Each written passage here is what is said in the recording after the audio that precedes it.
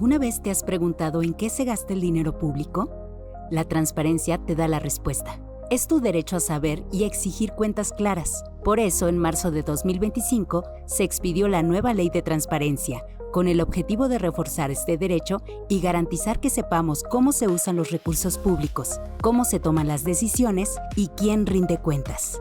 Con esta reforma, se mantienen las obligaciones de transparencia y los mecanismos para reclamar si alguna institución no cumple. La Plataforma Nacional de Transparencia se conserva, ahora a cargo de la Secretaría Anticorrupción y Buen Gobierno, para que la información de todas las instituciones públicas del país sea accesible desde cualquier dispositivo. La tutela del acceso a la información de la Administración Pública Federal pasa al órgano administrativo desconcentrado Transparencia para el Pueblo, creado para que cualquier persona ejerza su derecho a saber de forma directa. Se crean nuevas autoridades garantes en cada poder y nivel de gobierno para supervisar que la información se cumpla y se proteja. Además, las instituciones publicarán información de utilidad social, clara y proactiva, que nos ayude a participar en los debates que importan.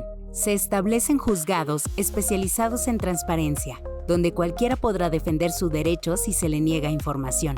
Con este nuevo modelo, el Gobierno de México reafirma su compromiso con una administración pública más ágil, accesible y justa para todas las personas.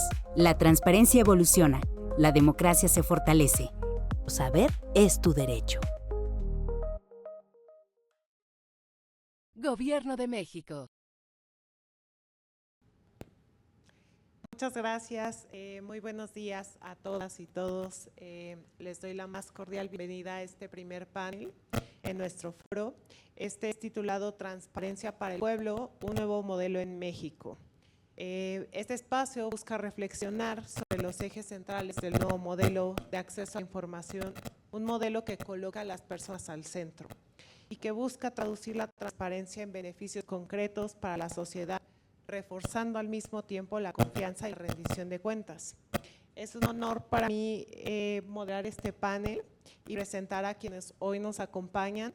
Antes quisiera decirles que la mecánica de panel será, nuestros ponentes tendrán 2 intervenciones, la primera por 10 minutos, la segunda por 5 minutos y haremos una serie de 3 preguntas que detonarán la conversación del día de hoy.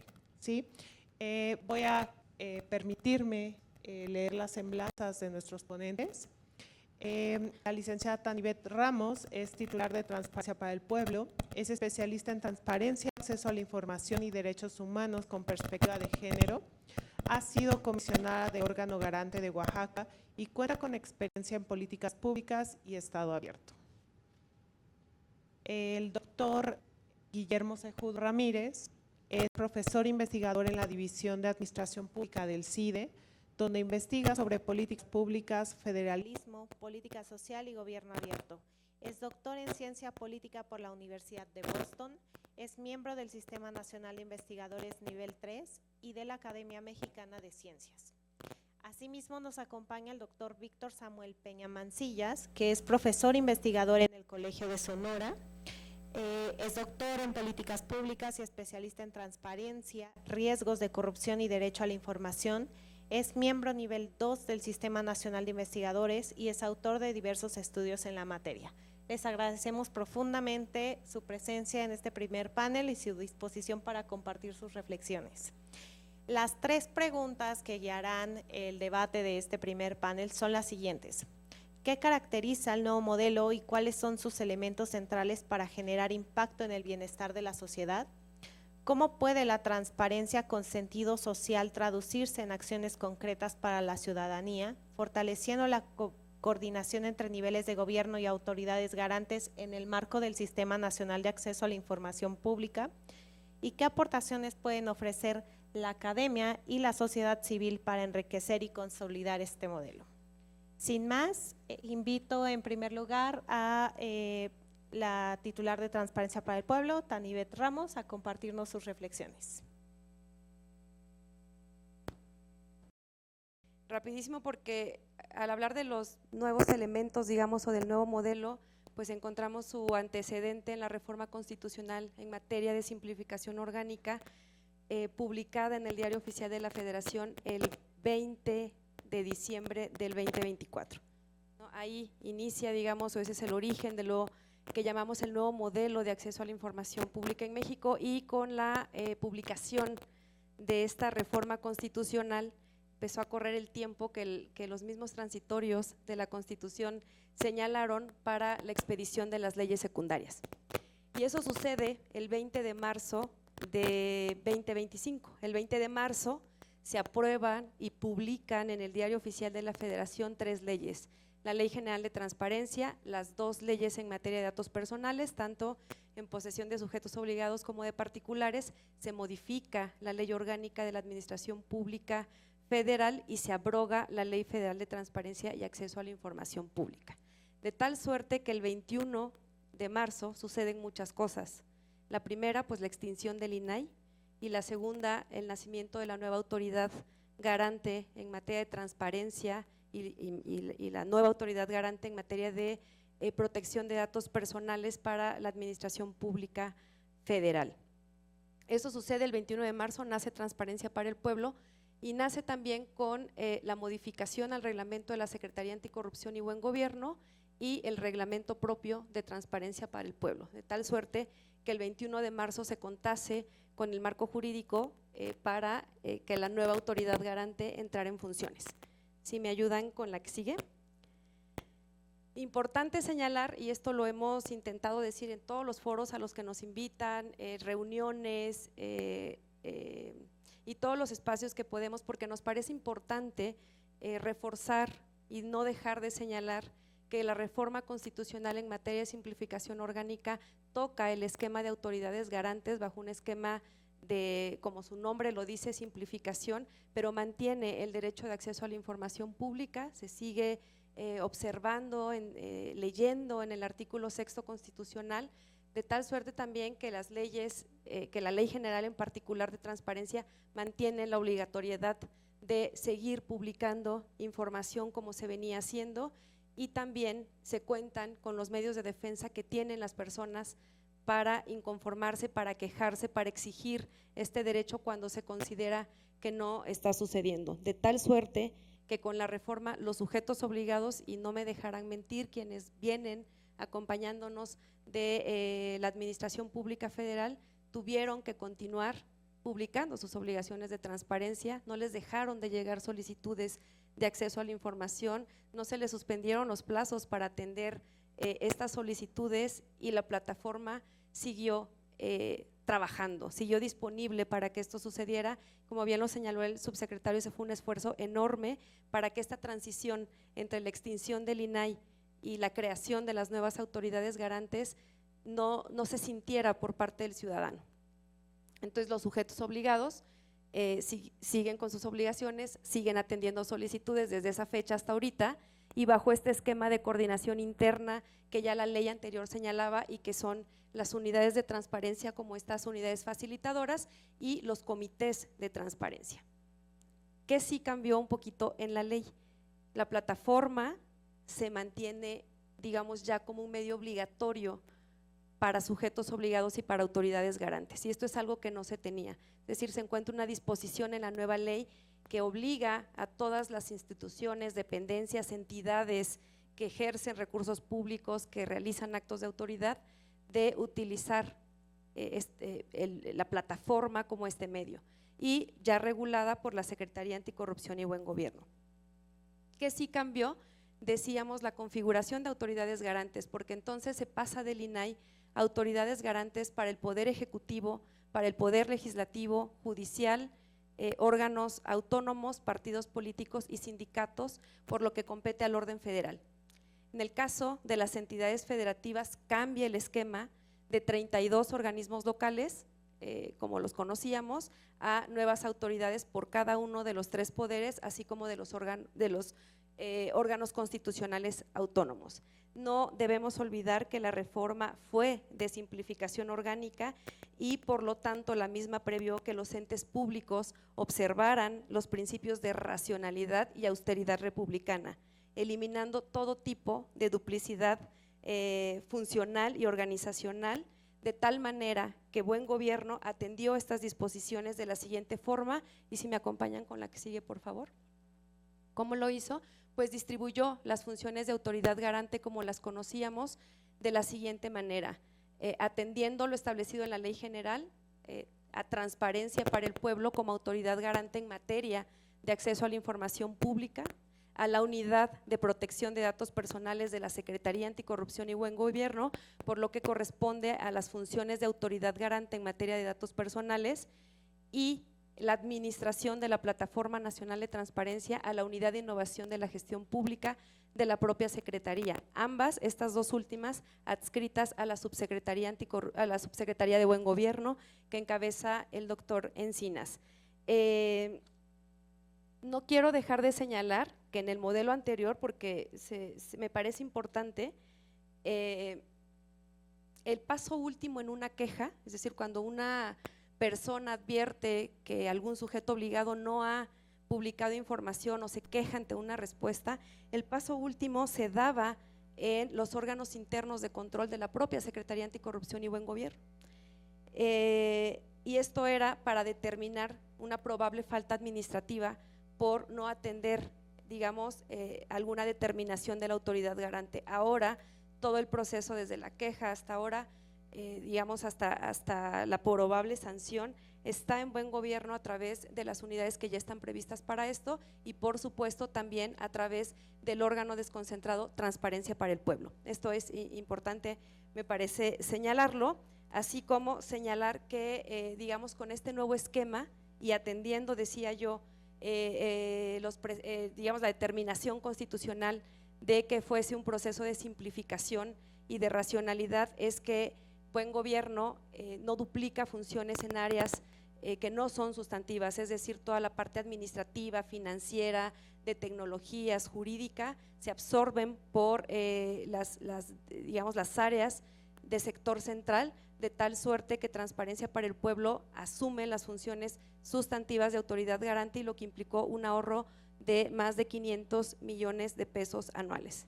Si me ayudan con la que sigue.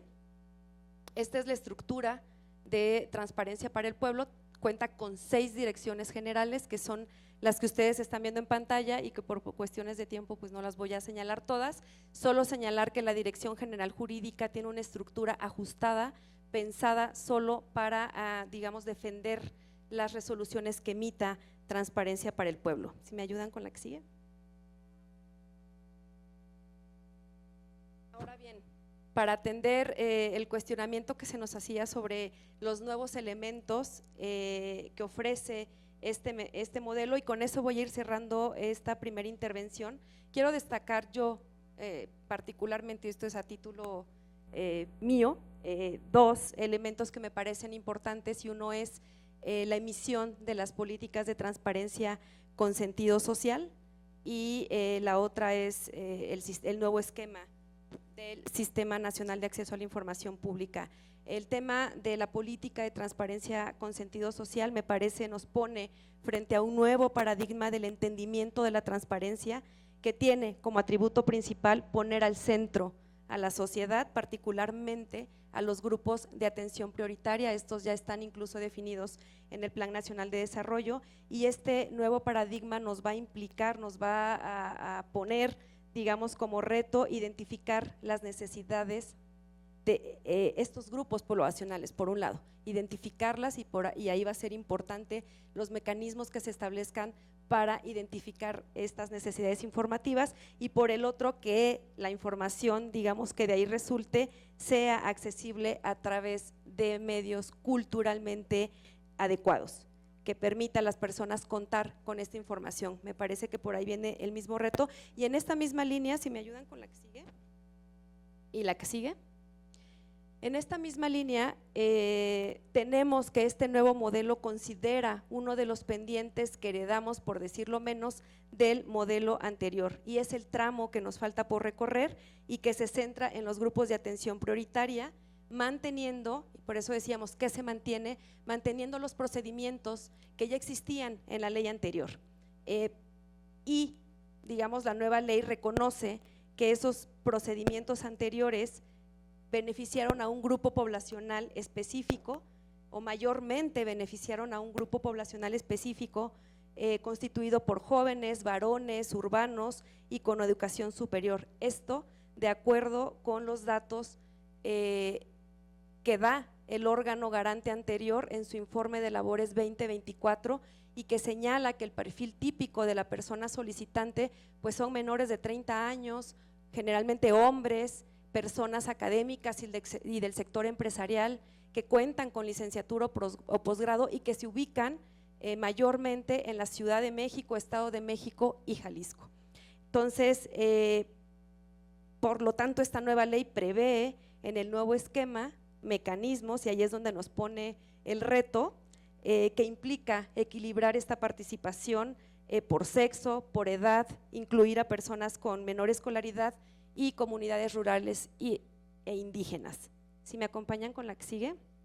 El segundo elemento que destaco del nuevo modelo es la configuración del nuevo Sistema Nacional de Acceso a la Información Pública. Sus integrantes están en pantalla, no me voy a detener en eso, solo señalar que este sistema está encabezado y coordinado por Transparencia para el Pueblo, si me acompañan con la que sigue, y que cuenta con un Consejo Nacional como órgano colegiado y máximo rector, cuyos integrantes también están en pantalla. Digamos, no me voy a detener ahí, están en pantalla, están en la propia ley, sino más bien quisiera señalar de este nuevo modelo, y si me acompañan con la que sigue, que esta nueva configuración sí permite una representación plural y participación directa de los responsables. Ahora se incluye la participación de los 3 poderes estatales en los distintos órdenes de gobierno, de los órganos autónomos, así como de los municipios. Es decir, este nuevo esquema abre el camino para que también los sujetos obligados se involucren en el proceso de construcción e implementación de todas aquellas acciones en materia de transparencia, a diferencia del Sistema Nacional de Transparencia anterior, donde la participación municipal y de los poderes estatales se limitaba a espacios de consulta. Ahora es posible que su participación tenga vinculación directa con las decisiones del Consejo Nacional de este nuevo sistema. Ya para cerrar, y retomando estos 2 elementos, transparencia con sentido social se convierte en el eje central en el actuar gubernamental que deberá permear los 3 niveles de gobierno, y esto será posible a través del Sistema Nacional de Acceso a la Información Pública a partir de los instrumentos que emita, y yo con eso estaría cerrando esta participación.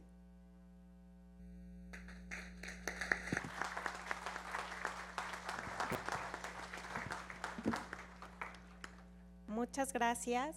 Cedo ahora el uso de la voz al doctor Guillermo Cejudo. Adelante. Muchas gracias.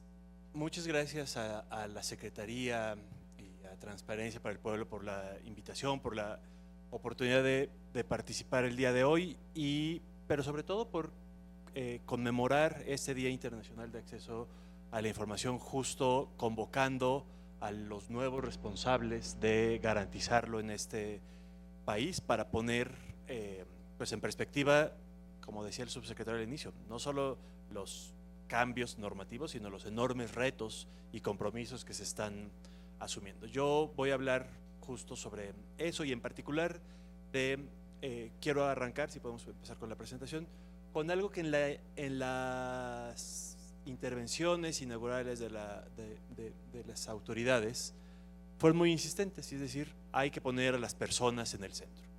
Yo creo que ese, con cualquier derecho, es el principio que debería guiar las tomas de decisiones, y que en materia del derecho de acceso a la información, en materia de discusión de lo que está ocurriendo con el cambio de modelo y en materia de lo que deberíamos esperar ver hacia adelante, ese debería ser el estándar. Creo que es muy fácil cuando hacemos análisis de cambios constitucionales o de decisiones administrativas o de procesos legislativos, pues concentrarnos en eso, ¿no? Reportar cuánto dinero se gastó, o cuántas instituciones se cambiaron, o cuántos procesos se activaron. Yo creo que la respuesta, el estándar debe ser cómo vivieron las personas cotidianamente el ejercicio de su derecho. Ese es lo que quiere decir poner a las personas al centro, y creo que es el principio de decisión, pero también de exigencia. Y me da mucho gusto que esas palabras estén al inicio de estas intervenciones. La siguiente, por favor. Porque el reto que tienen ustedes, aquí no estoy hablando infinitos, ustedes, quienes están sentados aquí, es garantizar un mismo derecho, porque es efectivamente, como se dijo, no cambió, para todas las personas que interactúan en 3 ámbitos de gobierno, en 32 entidades federativas, ante miles de sujetos obligados. Pues tenemos un mismo estándar, un mismo derecho que cada persona por estar en este país tenemos, que tiene que ser garantizado de la misma manera. No hay justificación alguna para decir es que sabes que es que yo no vivo en un ámbito rural, yo vivo en un espacio rural, no en la ciudad. Entonces, ¿por qué eso te va a condenar a tener menos acceso a la información? ¿Por qué habitar en un municipio con población indígena debe ser algo que restrinja tu derecho a la información? ¿Por qué una discapacidad? ¿Por qué la edad? ¿Por qué el género debe hacer algo que haga diferencia? Pero también, ¿por qué hace una diferencia que preguntes a un sujeto obligado en un estado o en otro?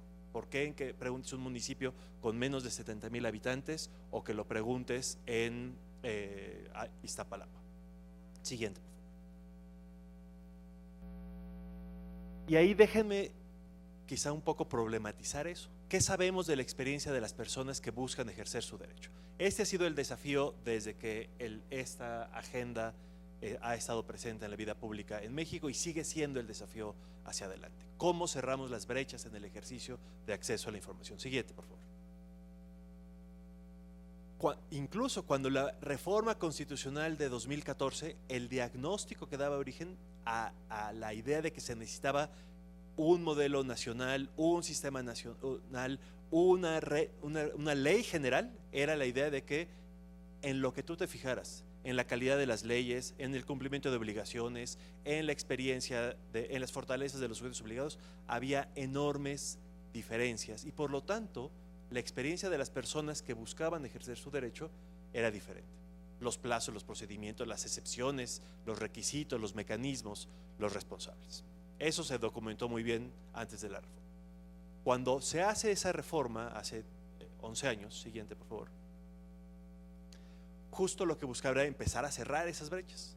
Ahora, datos mucho más recientes, datos de la última edición de la métrica de gobierno abierto, que fue un ejercicio que desde el CIDE y la última edición desde el Colegio de México hicimos para tratar de ver esto, cómo vivían las personas, seguíamos detectando brechas enormes. No va a detener, no importa el dato, importa el hecho de que había enormes diferencias entre dónde estabas preguntando. Si preguntabas en Guanajuato o San Luis Potosí, tu probabilidad de encontrar una respuesta oportuna, de calidad, clara, era diferente. Siguiente, por favor. También lo era dependiendo a quién le preguntes. Era más probable que tuvieras una respuesta clara si le preguntabas al legislativo o a un órgano autónomo o al ejecutivo que si preguntabas en los fideicomisos, en los sindicatos o en los partidos políticos. Siguiente, por favor. Y también la vía por la cual buscabas acceder tenía respuestas diferentes. Lo cierto es que está bien aceitado y me parece un acierto haber preservado el mecanismo más simple, que es la solicitud y el acceso y los plazos y los responsables, los tiempos que ya la gente entiende, la infraestructura y como decía el subsecretario, el talento de personas que ya entendieron cómo eso funciona, hace que razonablemente se respondan las solicitudes a tiempo. Pero hay otros componentes, lo que se llamaba transparencia proactiva, y qué bueno que ahora lo mencionabas, que esta énfasis en no solo a lo que me obligan, sino lo que yo anticipo que los gobiernos, que las personas están buscando. Ahí las calificaciones eran más bajas. Y en datos abiertos el reto era monumental.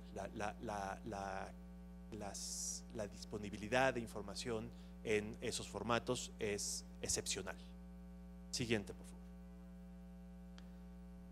También encontrábamos que cuando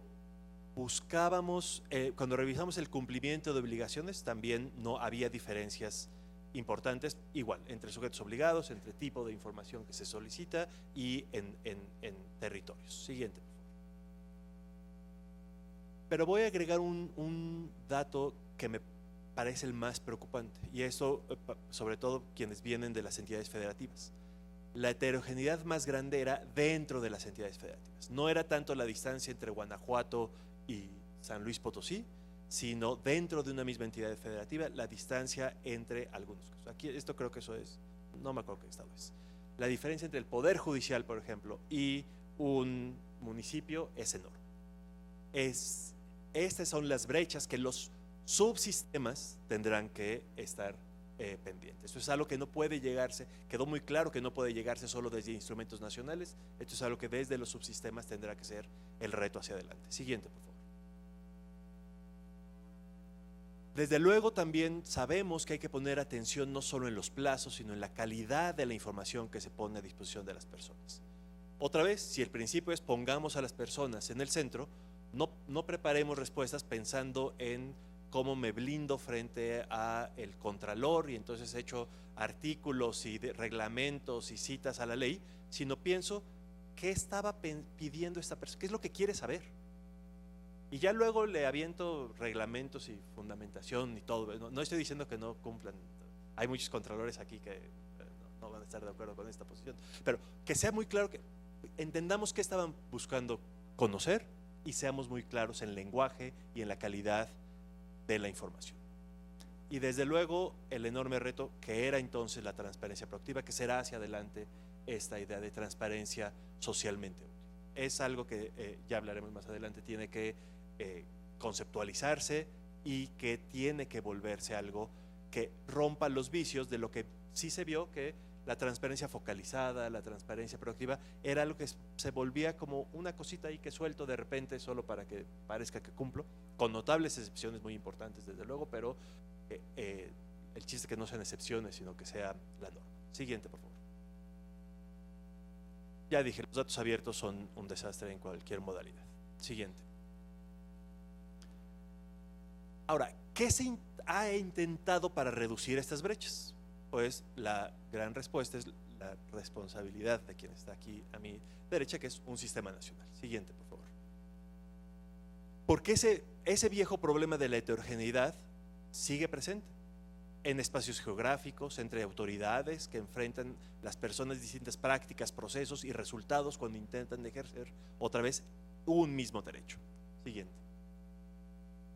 Aquí claramente hay una tensión, y perdón, pero como a mí me gusta estudiar el federalismo no puedo no mencionarla. Hay una tensión entre una lógica centralizadora de los derechos, que todo el derecho tiene que ser igual, con el principio federalista de que cada entidad federativa tiene márgenes para tomar decisiones.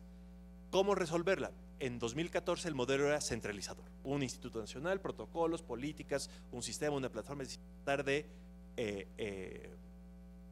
desde el centro construir un modelo único.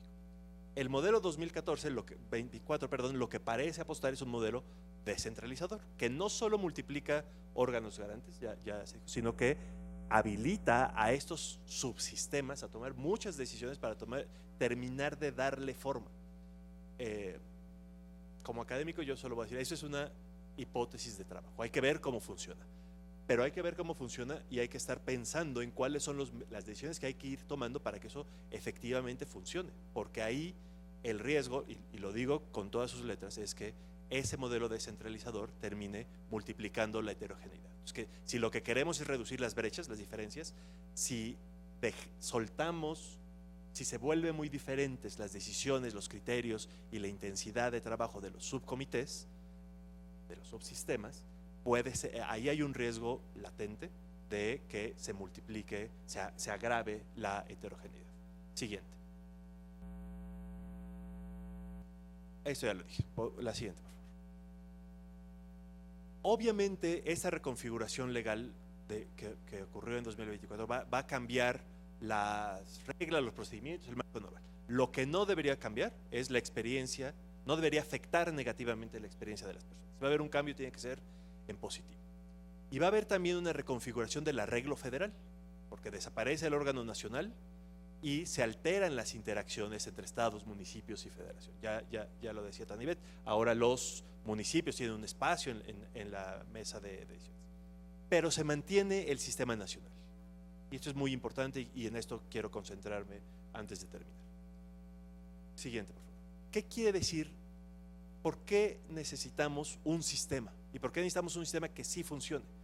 No solo porque todos tenemos el mismo derecho y el ejercicio no puede ser desigual, sino porque sabemos, por los datos que les acabo de presentar y por otros estudios e investigaciones, que sigue siendo necesario homologar estándares para todos los sujetos obligados.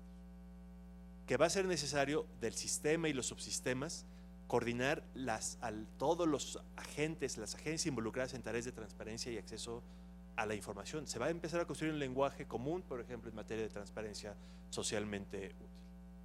Y los instrumentos del sistema, los lineamientos que puedan ayudar a homologar rutinas, homologar la forma de respuesta de los sujetos obligados, puede ser un vehículo para reducir las limitaciones que persisten en el ejercicio del derecho. Siguiente, por favor.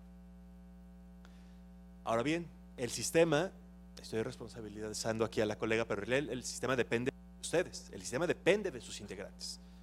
Para que el derecho al acceso a la información se ocurra en condiciones equitativas, no basta buenas leyes y una plataforma nacional, es importantísimo y no quiero menospreciar el valor de esas herramientas, pero lo que requiere es las capacidades de los órganos garantes locales y cómo despliegan esfuerzos por promover el derecho del acceso y el valor social de la administración, de la información pública, para evitar que se apliquen estándares y mecanismos diferentes. Por eso requiere una autoridad que coordine y homologue procesos, que va a tener que trabajar con más sutileza, porque ya no es un ejercicio de autoridad directa, ni desde el centro hacia los estados, ni desde los comités hacia los municipios. Va a ser un ejercicio más deliberativo, más de co-creación, más difícil, pero potencialmente, si funciona, más eficaz en cerrar esas brechas. Pero insisto, el éxito de esos sistemas depende de la fortaleza y las capacidades de los integrantes. Siguiente. Bueno, aquí ya se contó cómo va a funcionar el nuevo sistema, no me voy a detener. Pero creo que es importante, el sistema no es solo la mesa donde se reúnen los integrantes, sino son instrumentos. Y creo que es importante ir desplegando los esfuerzos para construir ese espacio de decisión en que efectivamente se deliberan y toman decisiones sobre el conjunto de la política, de transparencia, con autoridad, con instrumentos. Que quede claros los de responsabilidades, de gestión de información, de cómo están lográndose lo que nos importa, que es asegurar el derecho igual de todas las personas a el acceso a la información pública. Todo esto está por construirse, creo que es una agenda enorme que tienen ustedes enfrente, pero si el principio da claro de la experiencia de las personas, pues ya por lo menos hay claridad y sobre el estándar sobre el cual habrá exigibilidad para todas y todos. Muchas gracias.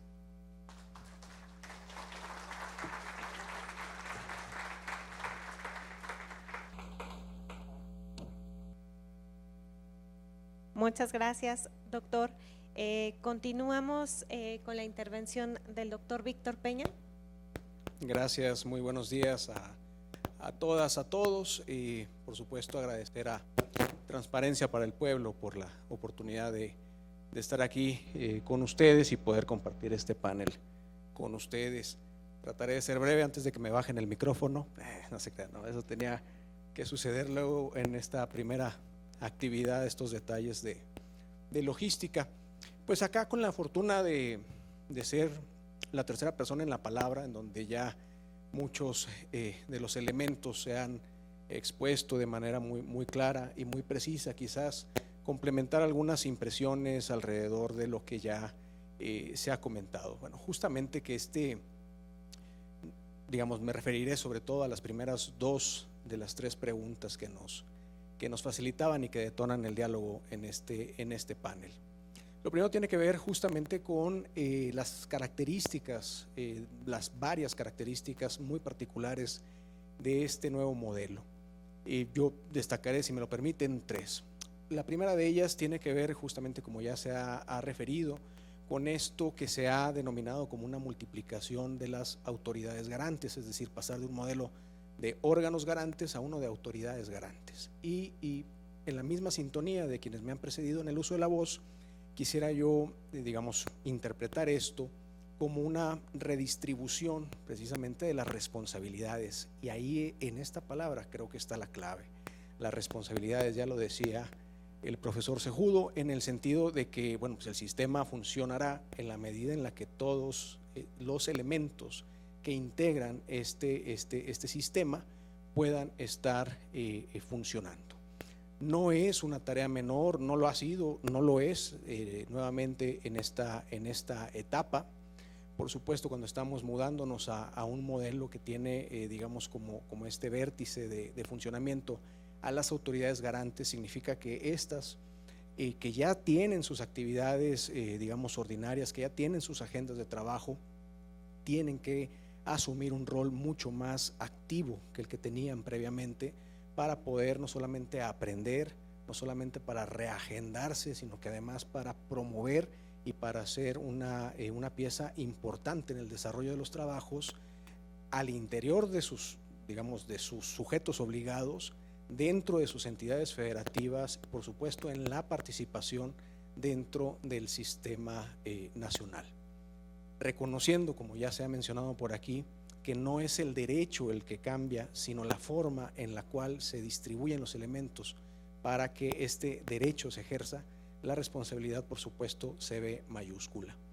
Esta redistribución de responsabilidades no solamente significa el aprender, decíamos, reagendar prioridades dentro de las actividades que ya se realizan en las autoridades garantes, sino también asumir estas tareas de promoción, de aprendizaje, de desarrollo que se tendrían que hacer de la mano, por supuesto, de la gente que está ahí, que necesita, requiere de este acceso a la información y por supuesto también, digamos, desde la parte pues, de la academia. Pero eso lo dejamos hasta la segunda intervención. Otro elemento importante, bueno, quizás decir que es tan importante esta idea de los elementos que forman parte del sistema, que en el último corte, digamos, reciente, y me voy a enfocar a la parte subnacional, tenemos 10 leyes y un poco lo que estamos observando, al menos digamos también a título personal, lo que observamos es que estas leyes están empezando a presentarse con algunas diferencias que en principio pudieran no ser unas diferencias alarmantes, pero pues como se dice coloquialmente, en los detalles puede estar el demonio. Entonces eso nos invita a todas y a todos a que reforcemos esta observancia que vemos para que estos, digamos, detalles o divergencias de lo que se establece en las leyes, en la ley general y en el espíritu de la reforma constitucional, no represente en las entidades federativas y por supuesto en los municipios lo que no se ha querido, que es que esto represente un retroceso. Un segundo elemento importantísimo que también ya se ha destacado tiene que ver con este enfoque hacia una transparencia que sea de aprovechamiento con este sentido social. Ya hay otros dos términos previos que de alguna forma han reconocido que un paraguas tan amplio como la transparencia ha requerido siempre de un ancla de, primero se decía de una focalización, luego se decía de una proactividad. Un poco la idea es, me parece, en los dos anteriores, el reconocimiento que hay de que todo ese trabajo que se hace al alimentar las plataformas, antes las páginas o al responder las solicitudes de información, requiere pensar que no es solamente un trámite administrativo, sino que requiere que esto tenga un aprovechamiento de la persona que está solicitando la información, pero también para aquella persona que no está solicitando información por cualquier motivo, pero que esa información le pertenece y no solamente le pertenece, sino que puede trasladarse en un beneficio particular en su propia vida, ¿no? Entonces, aprendiendo justo de la transparencia focalizada, aprendiendo, digamos, lo bueno y lo malo también de la transparencia proactiva, ahora la transparencia con sentido social, y lo establece la ley general de forma muy clara, tiene que ser muy clara en los procedimientos y en la metodología justo para enfocarnos en estas poblaciones que se tendrían que ver beneficiadas con todo el ejercicio del derecho a la información y también, y lo dice también la ley general, con la forma en la cual se va a medir la efectividad de ese derecho. Es decir, no solamente que existan estos procedimientos y esta metodología, sino cerrar todo ese ciclo de trabajo, elaborando una serie de mediciones para tener claridad de que ese enfoque que se está dando a estas poblaciones con esa información le está significando importancia para algo. Y un tercer elemento de este sistema que no afecta necesariamente el ejercicio del derecho, quizás ni siquiera la distribución de responsabilidades de las que hemos platicado, y creo que hay que decirlo, es justamente el contexto en el cual se genera este nuevo modelo, ¿no? Finalmente hace 20 años no había un precedente, no había un antecedente, y entonces todo se iba construyendo sobre la práctica. Este nuevo modelo, digamos, tiene no se genera en el vacío, tiene un contexto, tiene una historia, y por supuesto que hay voces a favor o en contra de este modelo como de los anteriores, porque además en 20 años, quiero decir, no es un modelo particular, fueron 3 modelos diferentes que pudieran parecerse, pero son 3 modelos, es decir, estamos viviendo del 2000 para acá, yo diría una cuarta etapa con elementos característicos, pero que eso nos obliga a todos, y ahorita voy a explicar por qué creo que nos obliga mucho a encontrarle las fortalezas al modelo y saberlas comunicar. Y la obligación está justamente porque que se enrarezca el ambiente del ejercicio del derecho de acceso a la información no es algo que le afecte a una autoridad, a una persona o a una corriente. Si se enrarece el ambiente del ejercicio del derecho de acceso a la información, finalmente lo que generamos es un ambiente malo para todas y para todos, porque el derecho de acceso a la información justamente tiene esa posibilidad y tiene esas grandes ventajas de que puede ser de utilidad para todas y para todos. Yo aquí dejaría la participación, dejaría la segunda justo para en donde creo puede entrar la parte digamos académica y social para trasladar esto a algo más propio y real dentro de la vida. Gracias.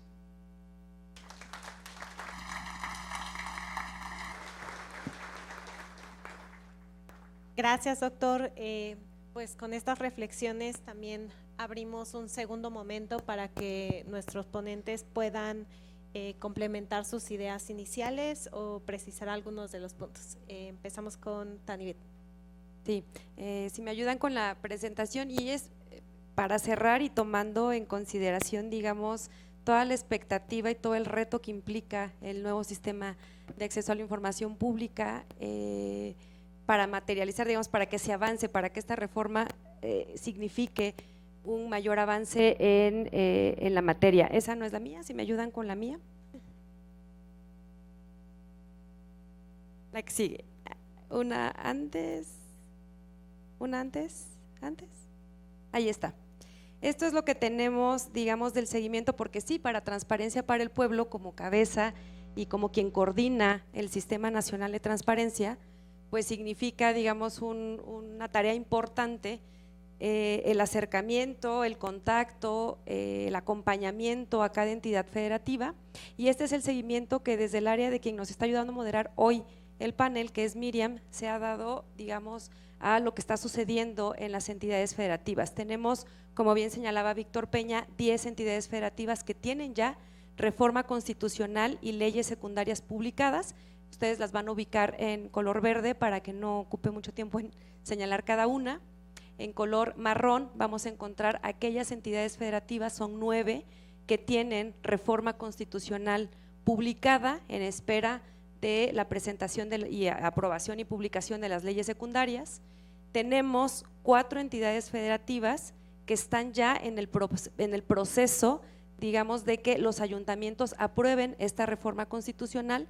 Recuerden ustedes que estas reformas en cada entidad federativa pasan por cada uno de los municipios. Eso ya pasó con 19 entidades federativas y 4 están en ese proceso: Oaxaca, Guerrero, Jalisco y Estado de México.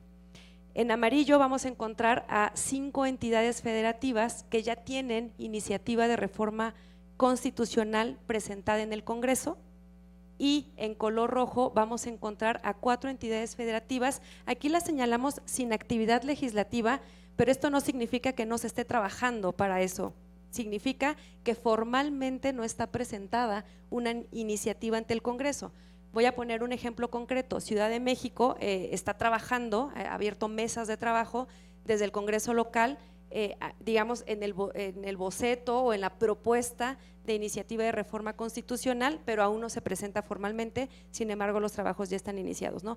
Este es, digamos, el panorama en cada entidad federativa, el panorama del país respecto de lo que deriva o lo que provoca la reforma constitucional en materia de simplificación orgánica y sus avances. Si me ayudan con la que sigue.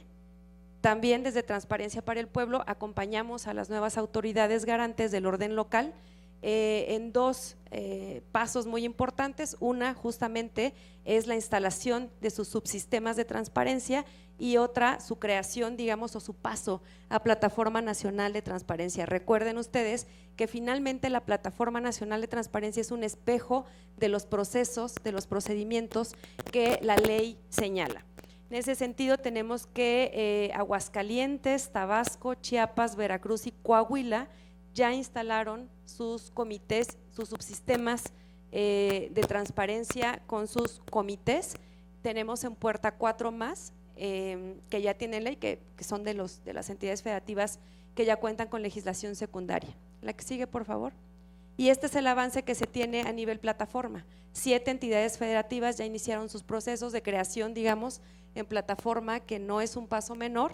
También significa el traspaso, digamos, o el paso de expedientes, de sujetos obligados y toda una configuración compleja que realiza la unidad de innovación de la gestión pública dentro de este proceso, ¿no? Entonces, por ahí el subsecretario señalaba hace ratito que la coordinación es fundamental, también la coordinación de Transparencia para el Pueblo como autoridad garante con plataforma lo es, con esta unidad.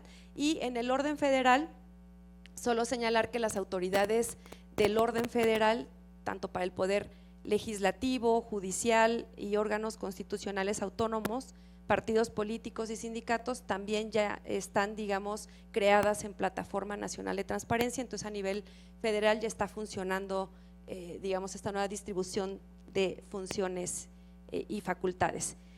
Yo solo quiero cerrar diciendo que para este modelo sí es prioridad trabajar de manera coordinada bajo un enfoque de implementación de política con el pueblo y para el pueblo, y que esta visión va a requerir o requiere de la experiencia de diversos grupos, sociedad civil, agrupaciones y por supuesto del análisis de las personas expertas de la academia. Entonces yo estoy segura que este no va a ser el primer encuentro, que nos seguiremos viendo, espero que así sea, y pues con eso cerraría mi participación. Muchas gracias.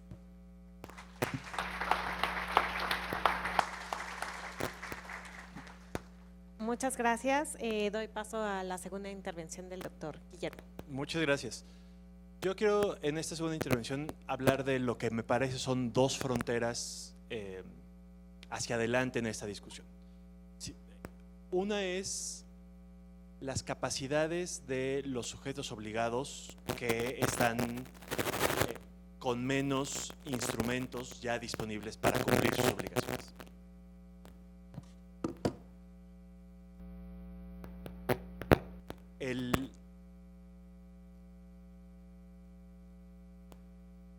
Porque por un lado vamos a tener a las contralorías lidiando con secretarías en funciones, etcétera, que hay pues un cuerpo de funcionarios, hay tecnología, hay equipo, hay tiempo, hay papel, etcétera. Pero también están los sujetos obligados que, bueno, los órganos, las nuevas autoridades garantes que no estaban acostumbradas a ser autoridades garantes, que ahora van a tener que desarrollar esas habilidades y capacidades. Y esas, sabemos, las capacidades administrativas nunca ocurren por generación espontánea ni porque la ley las exija. Creo que esa es una tarea que requiere intervenciones deliberadas. Y creo que en particular el Sistema Nacional debería poder estar alerta de a ver quiénes va, a lo mejor los institutos electorales o a lo mejor son los legislativos quienes están teniendo más dificultades, pues acompañar en ese proceso, de nuevo, para no tener brechas complicadas. Pero creo que las brechas más grandes no van a estar en autoridades garantes, sino, como ya existe hoy, en sujetos obligados. Y eso yo lo combino con la idea de transparencia socialmente útil. Por un lado, uno de desafíos que siempre habíamos estudiado, discutido, es los municipios con menos de 70,000 habitantes. Municipios que no tienen, cuyas autoridades, cuyas instalaciones, cuyos recursos tecnológicos, financieros y humanos están muy lejos de lo que el estándar de exigencia de la ley en términos de tiempo. Estoy seguro que todo el mundo tiene en mente algún municipio que visitó alguna vez y que el presidente municipal te dice: la computadora está ahí y esa la prendemos cada 15 días que viene mi sobrino de la capital y ahí hacemos para cumplir las obligaciones de todo lo que me piden, pero no es algo que esté incorporado a las rutinas. No hay una persona dedicada a cargar obligaciones o a responder solicitudes, sino es el abogado, que probablemente también sea síndico y que por las tardes se dedica a otra cosa, es quien cumple esas obligaciones. ¿Por qué importa eso? En un país, además, donde sabemos que la diversidad municipal de nuestros más de 2.500 municipios es brutal, son experiencias completamente diferentes y las ponemos en la misma cajita, pensamos que le cargamos las mismas obligaciones y expectativas a las grandes ciudades metropolitanas que a estos pequeños municipios. Lo que es inaceptable es que, eso es inevitable, son distintos, pero lo que es inaceptable es que las personas que habitan en esos municipios tengan, por tanto, un acceso a la información diferente. Su derecho no se puede garantizar de la misma manera porque las capacidades disponibles de sus gobiernos municipales no están ahí. Y ahí yo creo que sí hay un deber de subsidiariedad, de apoyo, de respaldo de las autoridades, primero de los comités, de los subcomités estatales, pero yo creo que tiene que ser algo central en la agenda nacional de cómo vamos a acompañar, no a exigirles, no a sacar el látigo, no a ponerles el reflector y regañarlos, sino a acompañarles a construir capacidades para volver esa realidad. Porque si no, ni se va a cumplir la idea de cerrar las brechas en el acceso a la información y la idea de que hay grupos prioritarios a los cuales queremos llegar quedará hueca, porque saben quiénes habitan esos municipios, ¿verdad? Población indígena, población en pobreza, población, son evidentemente rurales, entonces son personas con menos nivel educativo, entonces exactamente el opuesto de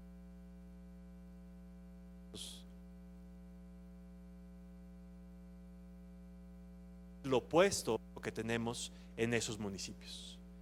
Y entonces me parece muy bien que esté planteado como problema. Lo que tenemos que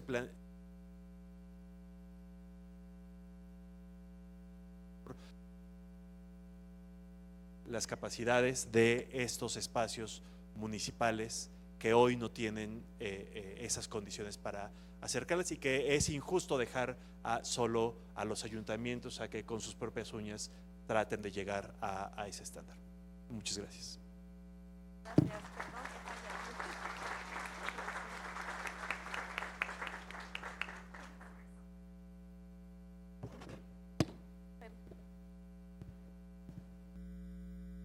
Gracias. Sí, pues por último ceder la palabra al doctor Víctor Peña para que nos dé su reflexión final.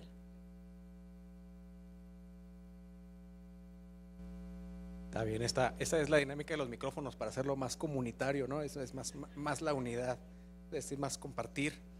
No, bueno, nuevamente agradecer la posibilidad de seguir comentando y de seguir platicando. Cerrar la idea con la que planteábamos en el primer espacio, justo con que el reasumir las responsabilidades de parte de todas y todos, o de todos los elementos constituyentes de este sistema, bueno, pues que recae en varias instancias, ¿no? En unas de ellas, por supuesto, está, y esta era la tercera pregunta, ¿no? ¿Qué sucede con las universidades y con los centros de investigación? ¿Dónde pudiera estar la participación que pudiéramos tener? Ahí me parece, bueno, la ley general lo establece, ya tenemos incluso algunos antecedentes, que es a través o en colaboración, en coordinación con las universidades, que se deberían de desarrollar una serie de programas, de talleres, de foros, de contenido, ¿no? Me parece que ahí, por supuesto, todo lo que es el sumar esfuerzos y voluntades con las secretarías de educación, ¿no? Y el pluralizo justamente porque no solamente es, digamos, lo federal, sino también lo que existe en las entidades federativas, con las secretarías de educación. Me parece que esa sería una forma muy, digamos, eficiente de poder trasladar mayores contenidos dentro de los programas de todos los niveles educativos. Me parece que también tendría que cruzar no solamente con este esfuerzo espontáneo que se ha presentado y que hay algunos casos muy particulares a lo largo de 20 años de algunos profesores, profesoras que han hecho del acceso a la información pública una materia propia e incluso lo han impulsado dentro de sus propias universidades, digamos sin ningún patrocinio en particular, sino por el simple gusto de hacerlo, y que hacen ejercicios de transparencia y de todo eso digamos ya existe, pero siempre digamos faltará el poder arropar estos esfuerzos. Pienso por ejemplo en la Secretaría de Ciencias, en donde pudiera ser esta justamente una forma adicional de poder establecer no solamente el derecho de acceso a la información, sino justamente el acceso a la información, pero con este sentido social, digamos, con esa característica propia como un elemento prioritario justo para que se pueda realizar de mayor manera, para no caer, digamos, o para aprender de manera mucho más efectiva en lo que ha habido en el pasado. Viendo los datos que nos compartían, y este perfil creo que también una parte puede explicarse porque algunos ejercicios se daban en las universidades y en estas materias. Entonces, bueno, pues habrá que lograr potenciar lo que existe y funciona y por supuesto enmendar aquellos espacios en donde todavía haya funciones. Por otra parte, pues sumarnos pues digamos a la conmemoración diagonal celebración del derecho de acceso a la información, que sigue vivo y seguirá vivo en la medida en la que todas y todos sigamos haciendo de esto una realidad que transforme justo nuestras vidas en cada uno de los lugares en los que nos encontramos. A todas y a todos, muchas gracias.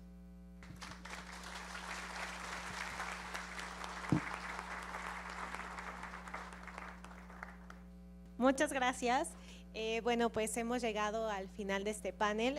Yo, antes de cerrar formalmente, hago 3 reflexiones que me llevo con esta parte que nos toca en el sistema.